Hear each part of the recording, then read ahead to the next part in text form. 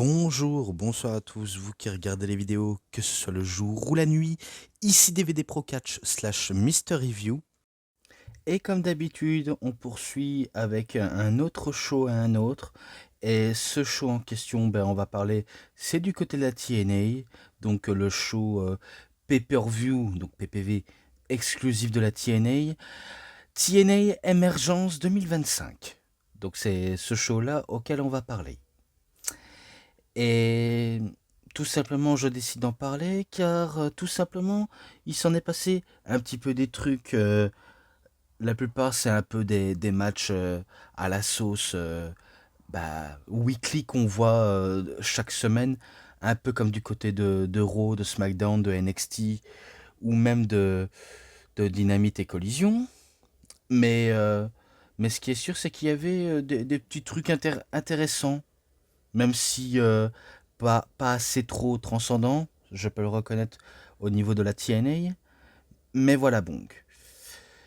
Et d'ailleurs, ne prêtez pas attention si les images des gagnants, beaucoup plus des gagnants, sont pas assez bien faits, réalisés de manière très, très simple. Enfin, ce que je veux dire par là, c'est qu'il est pas, on va dire, la plupart des images sont pas toutes belles. Et du coup, excusez-moi pour les qualités d'image. Donc, ce n'est pas de ma faute, c'est tout simplement en faisant les captures d'écran dans un show que j'ai regardé en highlight. Donc, c'est sûr que c'est pas du top top top, je reconnais, mais c'est quand même mieux que rien. Voilà, c'est quand même mieux que rien, je peux pas faire mieux au niveau de la perfection. Tout simplement. Et aussi, dans ce show de TNA, il s'est déroulé, je crois que c'était du côté de Baltimore, dans l'état de Maryland. Parce que oui, moi et les villes, ça en fait deux. Soit je reconnais, soit j'oublie très vite. Ça, c'est un petit peu mon problème. Mais bon. Et pourtant, pour poursuivre dans ce show, on va commencer avec les deux matchs du pré-show Countdown pour la TNA. Donc, un match simple féminin entre Indy Hartwell contre Rosemary. Bizarrement, Rosemary décide de faire son retour et qu'elle s'attaque directement à Indy Hartwell. Et qu'elle aborde fièrement le côté un peu à la japonaise, cracher du Green Miss en pleine figure de ses adversaires. Et dans ce match-là, elle a failli de lui donner du Green Miss en plein visage de Indy Hartwell, mais elle a complètement raté. Elle a visé des l'une des intervenantes à l'extérieur, parce que je me rappelle plus qui avait intervenu. À vrai dire, je m'en fiche un peu, mais ça va permettre à Indy Hartwell de remporter le match en faisant sa prise de finition sur Rosemary. Donc c'est victoire de Indy Hartwell qui remporte le match. Puis le deuxième match du pré-show, un match simple masculin entre The Hometown Man, qui affronte le frère de Nick Nemeth, un certain Ryan Nemeth. Et auquel, certes, il les affronte, enfin il l'affronte quoi, et que je me rappelais que ça avait aussi continué avec une promo à tous les deux, de manière très différente. Puis ça s'est enchaîné des combats sérieux entre les deux, et tout ce patatrin de j'en passe des trucs. Puis, grâce à une distraction des personnes qui croient fort en The Hometown Man, eh bien ça va permettre à The Hometown Man de réussir à surprendre Ryan Nemeth en faisant le pin pour la victoire. Donc victoire de The Hometown Man. Et voilà tout. J'ai rien d'autre à dire de plus, si ce n'est qu'on passe encore à la suite, vu comment j'ai cité le premier et le deuxième match. Maintenant, le troisième match, et là c'est la carte principale du show Emergence. Auquel, c'est un match pour le titre de la X-Vision de la TNA, entre Leon Slater contre Cedric Alexander. Vraiment intéressant de voir ce match-là. C'était vraiment intéressant. Est-ce que, euh, est-ce que ça va peut-être augmenter la qualité du, entre guillemets, kick-off pour la TNA qui était pas si exponentiel. Enfin, je sais pas comment on pourrait le dire, mais bon, vous voyez le genre. Mais je me rappelais qu'il était vraiment bon. Entre les deux, il était vraiment, vraiment très bon. On a eu des tas d'enchaînements, surtout des tentatives de lambar check de la part de Cédric Alexander. Et puis, t'as Leon Slater qui va surprendre ce monde en faisant un Styles Clash sur Alexander. Et que c'est uniquement au compte de deux. Puis ça repoursuit et ça enchaîne les enchaînements. Et là, après que Cédric Alexander s'est fait carrément enguirlandé par Leon Slater, ce sera Leon Slater qui va finir le boulot en battant Cédric Alexander. Donc il conserve le titre Leon Slater, mais à la fin, il y a quand même une preuve de respect entre les deux catcheurs. Donc ça, c'est beau l'amitié. Et voilà tout. Maintenant, match numéro 4. Matt Cardona contre Mustafa Ali, accompagné par Tasha Steelz, Agent Zero, The Great Hands, John Skyler et Jason Hodge, donc l'équipe des présidentielles de Mustafa Ali, auquel certes la feud elle est pas forcément énorme non plus, un peu comme Leon Slater et Cédric Alexander, ça n'était pas une feud très transcendant, mais au moins c'était un bon début de show, on pourrait dire ça. Celui-là aussi il était vraiment pas mal. Et que la stratégie dans le match était, est-ce que d'un autre côté, Mustafa Ali va dépendre de ses camarades à l'extérieur du ring pour parvenir à ses fins et de remporter le match. Ou alors, le cas contraire, c'est Matt Cardona qui arrive à le surprendre. Je préfère prendre la deuxième option, vu comment ce sera Matt Cardona qui va surprendre Mustafa Ali. Il va le surprendre en faisant le compte de 3. Et à peine avoir fait ouf, il se fait attaquer après le match. Donc, attaque en mauvais perdant que fait Mustafa Ali. Puis il ordonne à ses hommes de main de le tabasser. Surtout, si je dis pas de bêtises, celui qui se fait appeler Great Hands va commencer à s'emparer de Matt Cardona et à faire un double choc slam. Ou alors, on pourrait dire une Cali bombe, vu comment le Great Cali faisait ça aussi, la Cali bombe. Puis il se fait sauver par The System qui arrive un peu trop tard, mais qui sauve les miches de Matt Cardona pour empêcher que ça soit encore plus pire. Voilà, rien d'autre à dire, vraiment rien d'autre à dire. Et là, en match simple par équipe, The First Class, AJ Francis et pas Casey Navarro, cette fois-ci ce n'est pas Casey Navarro, c'est un revenant qui décide de revenir, un certain Rich Swann, mais qui s'allie à AJ Francis dans First Class. Donc il me semble que Casey Navarro était un peu évincé du groupe. Je sais pas si c'est le cas, mais en tout cas ça a l'air. Mais qu'ils affrontent ce système. Donc Brian Myers et Eddie Edwards, accompagné par Alicia Edwards, auquel match par équipe, basique, sans trop de suspense, sans trop de surprise, à part les quelques affrontements, surtout l'équipe de Mustafa Ali qui décide de s'en mêler à la confrontation pour faire chier tout simplement le système. Et puis c'est The First Class qui remporte le match. Rien de plus, rien de moins, hein, vraiment rien de plus. Hein. Donc voilà. Ensuite, là maintenant, match numéro 6, dans un Baltimore Street Fight. Et que, apparemment, si j'ai bien compris, c'est le tout dernier match, de ce que j'ai entendu dire, de Sami Callihan. Donc Mike Santana contre Sami Callihan. Et que je me rappelais qu'il faisait un promo auquel il y a sa famille, je crois, c'était ses frères et sœurs, si je me dis pas de bêtises. En tout cas, ils étaient présents pour voir Callihan catcher. Et puis, les deux, vu comment ils allaient mener un combat assez... pas assez unique, mais vraiment assez brutal entre les deux, c'est sûr que ça pourrait nous sortir des fameux trucs à la indépendant, du catch hardcore indépendant, auquel on pourrait voir des mecs ensanglantés, des coups de punaise dans le dos, même des agrafeuses et j'en passe. D'ailleurs, on va en avoir l'illustration parfaite, mais heureusement que l'un des deux catcheurs ne n'a pas saigné. Pourtant, on aurait bien voulu que ça finisse en bain de sang, mais non, mais non. En sachant que, oui, le match était plutôt bien, même si je trouve que Kalien, c'est vrai qu'à à force d'accumuler les blessures et tout plein de choses en tout genre, c'est vrai que ça impacte énormément sa santé physique. D'ailleurs, comme un certain Homicide, hein, je pourrais dire comme Homicide, vu comment lui aussi, il a carrément arrêté le catch, vu comment il avait un kiss au niveau du cerveau.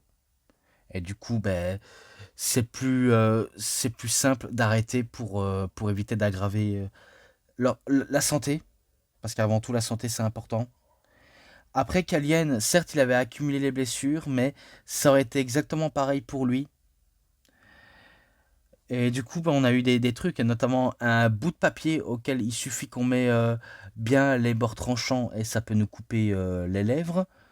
Un truc assez original, mais je sais qu'il y a des papiers bien plus forts que ça qui nous arrachent la peau.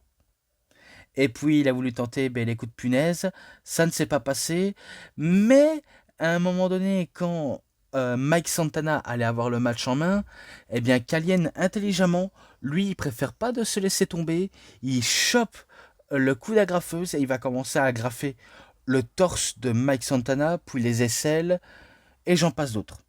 Ce qui est assez dégueulasse, je reconnais.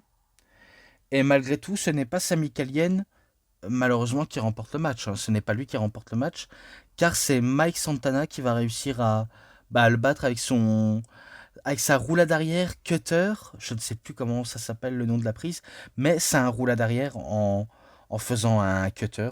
On sait que c'est un RKO quand c'est Randy Orton qui le fait, mais quand c'est Mike Santana, ben c'est un, un roulade arrière cutter. Voilà plus, enfin voilà tout. Donc c'est Mike Santana qui remporte le match. À la fin, bah, il remercie Kalien pour tout le moment passé sur le ring et les moments à la TNA. Et que maintenant, bah, il est temps pour Sami Callihan de quitter le catch, à ce que j'ai bien compris. Est-ce que c'est un work ou une vérité? En ce moment, c'est vrai que c'est un peu dur à y répondre, hein. Parce que c'est vrai qu'il faut vraiment être méfiant de ce qu'on peut lire et de ce qu'on peut voir. Vraiment, vraiment méfiant à ce propos. Mais en tout cas, c'est le dernier match de Kalien et on pourrait dire avant tout, ben, merci pour des décennies de catch hardcore que t'as mené au bout de ta carrière. Et surtout quand t'arrives à la TNA au niveau du top de top. En sachant que Kalien, il avait déjà été à la WWE sous le nom, pardonnez-moi, de Solomon Crowe, un genre de hacker assez, assez lunatique, si je peux me permettre, mais qui s'est fait virer en 2015. Dommage, mais on n'y peut rien, c'est comme ça. Voilà tout. Mais en tout cas, merci pour Kalien, pour, pour la réussite qu'il a menée, surtout à la TNA. Voilà, on pourrait redevoir ça, sans, sans trop me prendre la tête. Donc voilà. Ensuite, match numéro 7, bah, match par équipe de 4 pour avoir une chance pour le titre du monde féminin par équipe des knockouts. Donc, bien sûr, on a The, The Team Sister by Elegance Brand, donc équipe composée de Hater by Elegance et de M by Elegance, accompagné par H by Elegance et The Personal Concierge, donc les championnes en titre. Et parce que, si je dis pas de bêtises, il y a Ye Ling Lee avec Xia Brookside et Masha Slamovich avec. Je crois que c'était les trois là auxquels ils ont signé un contrat. Alors, soit c'est pour partir du côté de la WWE ou rester à la TNA, c'est assez flou. Mais ce qui est sûr, c'est qu'ils ont signé un contrat pour avoir une chance au titre ou une chance de rester à la TNA. Bref, je n'ai pas plus d'informations que ça. Mais j'ai cité ben, l'Elegance Brand. Maintenant, ben, autre équipe suivante, ben, Inspiration. donc les anciennes Iconics, Cassidy, Peyton Royce, euh, Jessica McKay, Billy Kay, avec qui ils étaient accompagnés par Mara Sadel. Enfin, Sadeh. Je crois que c'est ça. Ensuite, contre Fatal Influence, donc Fallon Henley, Jasmine Nix, accompagnée par la double championne en titre, Jessie Jane, championne TNA Knockout et NXT, auquel, vu comment Pierre-Paul, vu comment je dis du bien de elle, vu comment tu veux que je la traite comme la reine tribale, la, la boss finale de la TNA et de la NXT, je n'avais pas le choix de lui donner des fleurs, pour montrer à quel point je peux être sympathique. Voilà tout.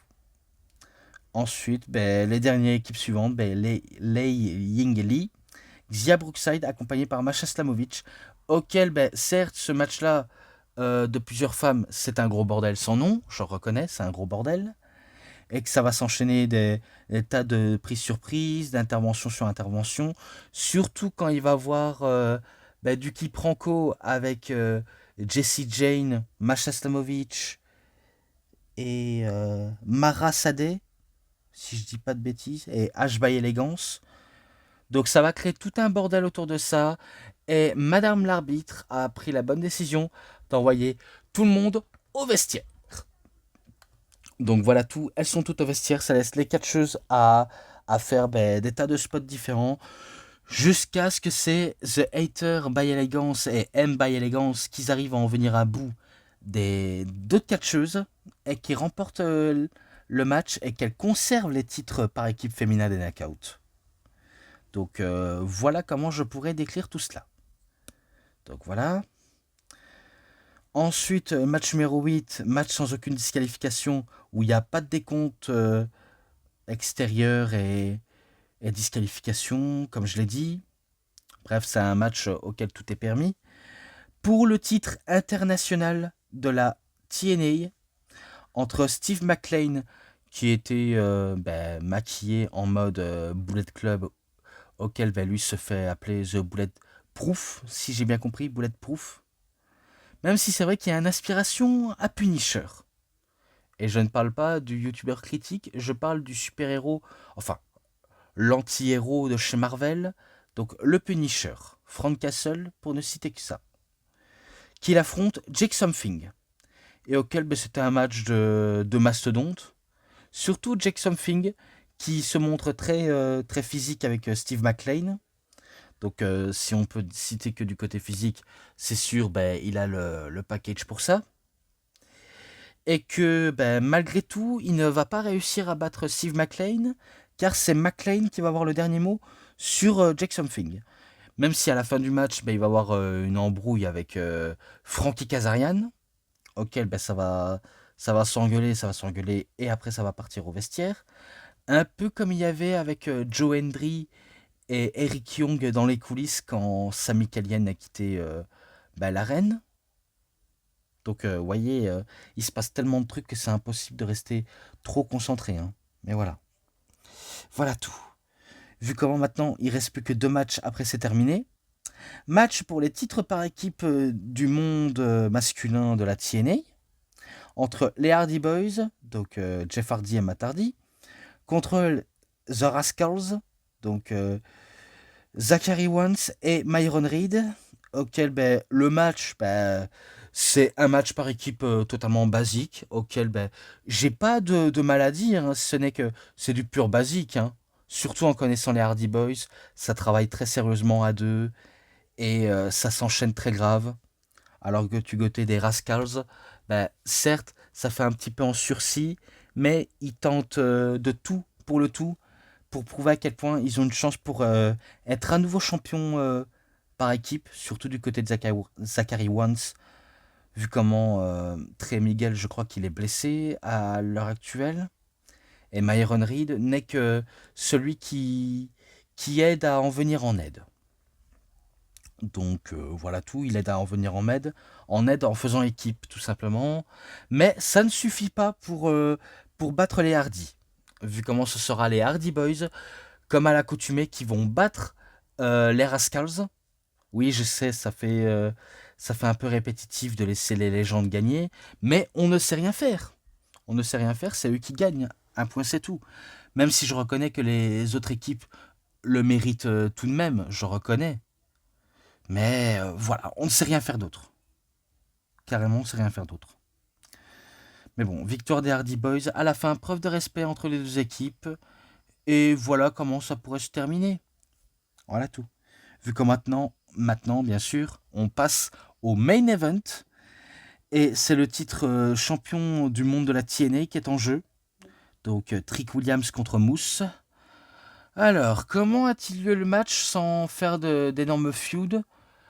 Eh ben, tout simplement parce que Moose veut défier tout simplement Trick Williams et arracher le titre des mains de Trick Williams pour qu'il reste officiellement à la TNA. Et d'ailleurs, dans le pré-show, eh bien, il y avait une discussion entre Moose et Sami Callihan auquel il disait t'as intérêt à arracher le titre de la TNA des mains de Trick Williams pour qu'il reste à la TNA et pas à la WWE.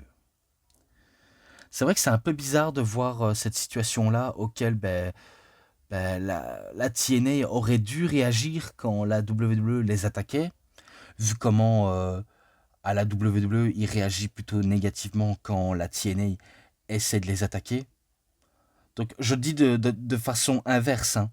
D'un autre côté, la TNA est assez ouverte d'esprit et ils auraient dû se dire putain on nous attaque, il faut réagir vu comment eux de leur côté ils pensent qu'on les attaque également.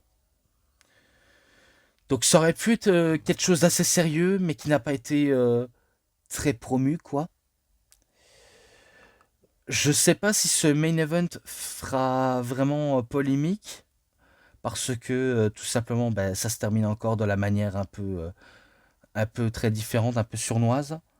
Entre Trick Williams qui cherche à tout prix la triche discrète pour parvenir à ses fins pour battre Moose, tandis que Moose, lui qui est un véritable orignal sauvage, il va pas laisser la moindre occasion à Trick Williams de faire ouf, je vais repartir le titre tranquillou, vu comment il lui a mis pas mal de fil à retordre à Trick Williams, à tel point que je me dis, c'est moi ou Trick Williams, il est fort possible qu'il serait en difficulté, même si les chances sont contre lui, parce que oui, ces temps-ci, c'est vrai que Trick Williams, il a tendance à se mettre à dos plusieurs personnes, surtout une légende comme l'Undertaker, auquel il s'est fait démolir et parce que tout simplement il parle beaucoup trop, il fait trop le malin. Bon après c'est un peu son personnage de Trick Henry, Hollywood Trick, bref.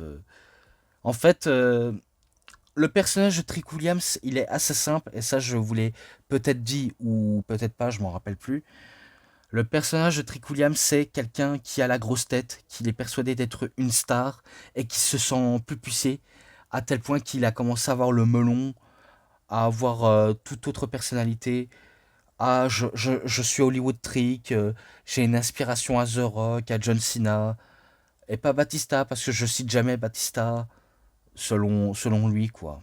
Donc, en gros, il est persuadé d'être une immense star, alors qu'en vérité, il n'est pas aussi établi en tant que star. Ce n'est que le début de sa montée en progression en tant que heel. Mais sinon, je ne vois pas de gros stars en lui. S'il aurait été dans le roster, pourquoi pas, dans le roster principal, ça aurait eu toute la différence. Mais là, à l'heure actuelle, t'es dans un camp de développement, et qui dit camp de développement, c'est NXT. C'est vrai que ces temps-ci, NXT, du côté de la WWE, comme je le dis, et d'ailleurs je maintiens mes propos, pour moi, la NXT du côté de WWE, enterre la TNA. Et ce n'est pas ma façon de parler, maintenant c'est un fait. La preuve, on voit les titres mondiaux qui changent de main du côté de NXT. Et la AAA ne va pas tarder non plus à subir le même sort. J'en suis persuadé. Je suis persuadé que ça pourrait arriver. Et encore une fois, ce n'est que mon avis, même si je suppose que certains ne seront pas d'accord. Ou vous êtes d'accord, ça dépend de vous. Bref. Donc dans le match, certes, c'était un combat de mastodonte également aussi. avec des tentatives de tricherie de Trick Williams, mais Moose lui met pas mal de fil à retordre. Puis il y a un spot à l'extérieur auquel il y a un surpassement sur la table, en bois bien sûr. Puis ben, au moment où Trick Williams était persuadé qu'il allait faire son trick shot sur Moose, eh bien à la place de faire un trick shot, eh bien, il donne un coup de la corde à linge sur un arbitre. Donc il y a un ref bump et du coup on s'est dit ça y est, il va commencer à avoir une intervention ou une tricherie et il va en parvenir à ses fins. D'ailleurs c'est un peu le cas, hein, c'est un peu le cas, il va avoir un ref bump et une tricherie vu comment il va enchaîner un trick shot debout et un trick shot quand Mousse est au sol à genoux, quoi. Et puis ben, c'est comme ça comment il remporte le match. Et du coup, ben, encore une fois, ben, la TNA se fait encore enterrer. Qu'est-ce que vous voulez que je dise? Même si j'ai rien personnellement contre Trick Williams, mais je trouve assez arrogant, trop prétentieux. J'aime pas tellement ces attitudes-là de Trick Williams, mais on ne sait absolument rien faire si ce n'est que de reconnaître que là, peut-être que c'était un coup de chance, qu'il a gagné par coup de chance, ou je ne sais quoi d'autre. Mais un de ces jours, il y a certain quelqu'un qui va lui détrôner le titre et dépouiller la WWE de l'emprise de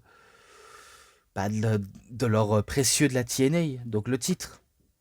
Même si c'est Carlos Silva qui lui offre le titre Carmelo Hayes, ça y est, maintenant je dis Carmelo Hayes, à Trick Williams, pardonnez-moi, ben, je me dis, il y a un moment donné auquel ben, il faut stopper la menace WWE sur la TNA.